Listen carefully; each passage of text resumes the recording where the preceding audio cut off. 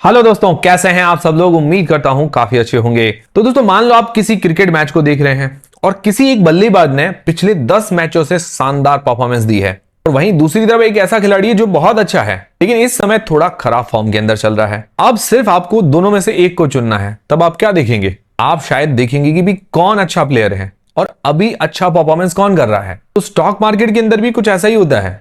एक तरफ ऐसी कंपनीज है जिनका बिजनेस मजबूत है लेकिन मार्केट में उनकी वैल्यूएशंस काफी ज्यादा हो सकती है, और वहीं दूसरी तरफ कुछ ऐसी कंपनीज है जो अच्छा परफॉर्मेंस कर रही है, ग्रोथ दिखा रही है, लेकिन उनकी प्राइस अभी भी कंपैरेटिवली अट्रैक्टिव हो सकती है, मतलब कम हो सकती है। अब सोचिए, अगर एक ऐसी स्ट्रेटेजी ऐसी कंपनीज को ढूंढने की कोशिश करे जो अच्छी भी और सही प्राइस पर भी हो और मार्केट से बेहतर परफॉर्मेंस कर रही हो। यही कॉन्सेप्ट है मोमेंटम प्लस वैल्यू इन्वेस्टिंग का, और इसी स्ट्रेटेजी पर आधारित एक नया फंड लेकर आया है ICICI prudential life BSE 500 momentum value 50 index fund.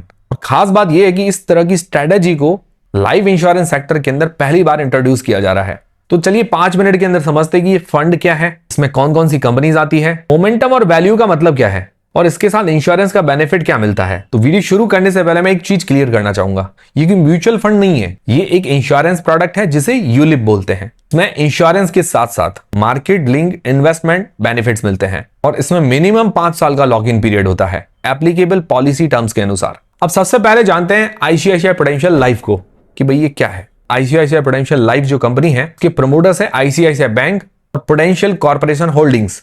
30 जून 2026 तक कंपनी का जो टोटल AUM मतलब एसेट अंडर मैनेजमेंट है 3.34 लाख करोड़ रुपए, और 31 मार्च 2026 तक कंपनी का सॉल्वेंसी रेशियो है 227%, जो कि इंश्योरेंस कंपनी की फाइनेंशियल स्ट्रेंथ का एक इंपॉर्टेंट इंडिकेटर है। आईसीआईसीआई प्रूडेंशियल लाइफ NSE और BSE दोनों पर ही लिस्टेड है। इंडिया की पहली इंश्योरेंस कंपनीज में से एक है जो NSE BSE दोनों पर लिस्टेड है। अब समझते हैं फंड की स्ट्रेटेजी। देखिए, इस फंड का नाम है ICICI prudential life BSE 500 momentum value 50 index fund. ये fund BSE 500 momentum value 50 index को रेप्लिकेट करता है। ये एक फ्लेक्सी कैप इंडेक्स स्ट्रेटेजी है और इसका जो ऑब्जेक्टिव है मीडियम से लॉन्ग टर्म में कैपिटल एप्रिसिएशन हासिल करना। और इस इंडेक्स का जो यूनिवर्स है इंडिया की टॉप 500 कंपनीज, इसके अंदर 100 लार्ज कैप, 150 मिड कैप और 250 स्मॉल कैप कंपनीज। इन 500 कंपनीज में से मेथोडोलॉजी के आधार पर 50 स्टॉक्स चुने जाते हैं। मतलब इस पोर्टफोलियो का जो पार्ट होता है 50 स्टॉक्स ही होते हैं, लेकिन यह सिलेक्शन कंपनी बड़ी है या छोटी है इस आधार पर नहीं होता है। स्मॉल कैप है, मिड कैप है, इस आधार पर नहीं होता सिलेक्शन। यहां दो चीजें इंपॉर्टेंट है, वैल्यू और मोमेंटम।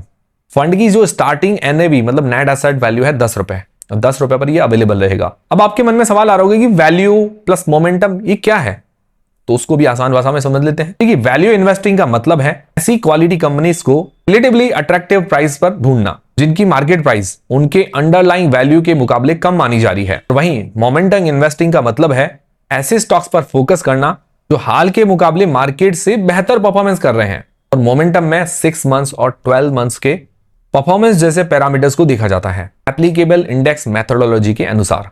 तो इस फंड की बेसिक फिलॉसफी हुई अच्छी कंपनी हो, प्राइस अट्रैक्टिव हो और परफॉर्मेंस भी स्ट्रांग हो। यानी स्ट्रेटजी एक तरह से out performing stocks eight attractive price पर टारगेट करती है। ज्यादा इंफॉर्मेशन के लिए मैंने लिंक जो है डिस्क्रिप्शन के अंदर दिया है, जहां पर क्लिक करके आप इस NFO के बारे में और ज्यादा जानकारी ले सकते हैं। आज ही इसकी स्टडी शुरू कर सकते हैं। और आईसीआईसीआई प्रूडेंशियल लाइफ ने इस स्ट्रेटेजी को हीरो नाम दिया है, heroes of the Indian equity market. Hero में H का मतलब होता है हाई पोटेंशियल मतलब लॉन्ग टर्म ग्रोथ पोटेंशियल वाली कंपनी। E का मतलब होता है एस्टैब्लिश्ड कंपनीज जिनका प्रूवन बिजनेस हो, मार्केट लीडरशिप वाली कंपनीज। R का मतलब होता है राइट प्राइस, अट्रैक्टिव वैल्यूएशंस पर अवेलेबल स्टॉक्स।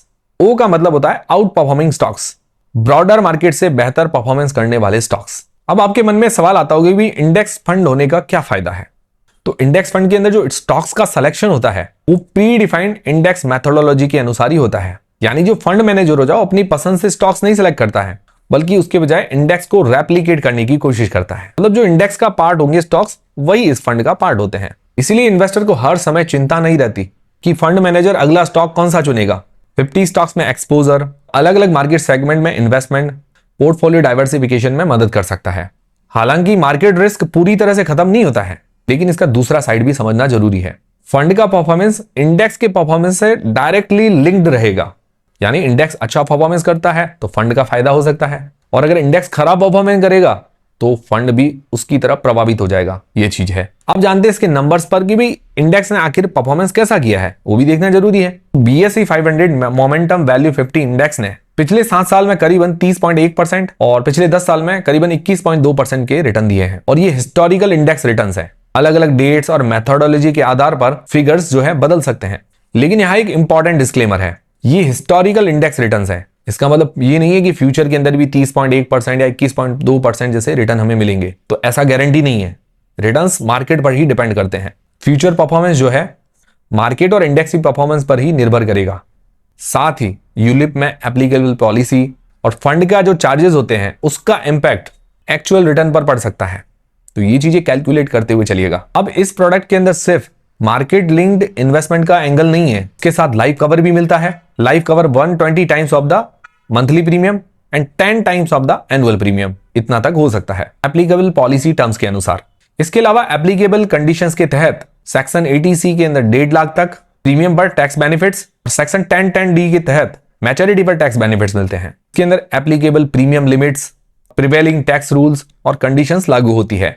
इनका एक और प्लान है सिग्नेचर अश्योर यूलिप, जिसके अंदर वेवियर ऑफ प्रीमियम फीचर मिलते हैं। अगर अनफॉर्चुनेट इवेंट में लाइफ अश्योर्ड की डेथ होती है तो फ्यूचर प्रीमियम इंश्योरर द्वारा पे किए जाएंगे और मैच्योरिटी फंड वैल्यू नॉमिनी को मिल सकती है।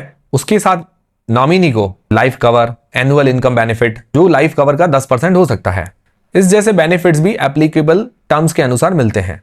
इसका मेन पर्पस है कि अर्निंग मेंबर की ना रहने पर फैमिली के फाइनेंशियल गोल्स पूरे हो सकें, यानी फैमिली के लिए घर, बच्चे की एजुकेशन या दूसरे लॉन्ग टर्म फाइनेंशियल गोल्स को कंटिन्यू रखने में मदद करता है। और एनआरआई कस्टमर्स के लिए भी सुविधा है, वो भी रूल्स के अनुसार इस फंड के अंदर पार्टिसिपेट कर सकते हैं। एक एग्जांपल के लिए अगर आपको समझाऊं, अगर एनआरआईज ने 18,000 रुपए में मंथली इस प्लान के अंदर अगर इन्वेस्टमेंट करते हैं और केवल एक मानने के लिए अगर जानते हैं कि 15 से 16% का CAGR मान लो रिटर्न मिलता है, इसे एग्जाम्पल के लिए आपको बता रहा हूं, 20 साल में करीबन 2 करोड़ तक का कॉर्पस हो सकता है। ये एग्जाम्पल के लिए समझाया, जरूरी नहीं कि 15-16% की CAGR से रिटर्न मिले। एक्चुअल रिटर्न मार्केट के परफॉर्मेंस और जो एप्लीकेबल चार्जेस वगैरह होंगे उस पर डिपेंड करेंगे।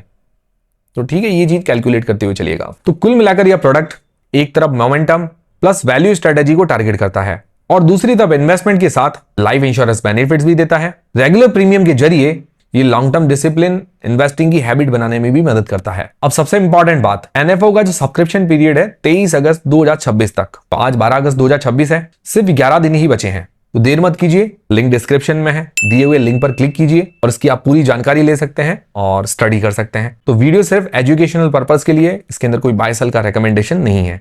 तो उम्मीद करता हूं हमारा वीडियो, हमारी जानकारी आपको पसंद आएगी, हेल्पफुल रहेगी। हेल्पफुल है तो वीडियो को लाइक जरूर करें, चैनल को सब्सक्राइब कर लें। मिलते हैं दोस्तों अगले वीडियो के अंदर।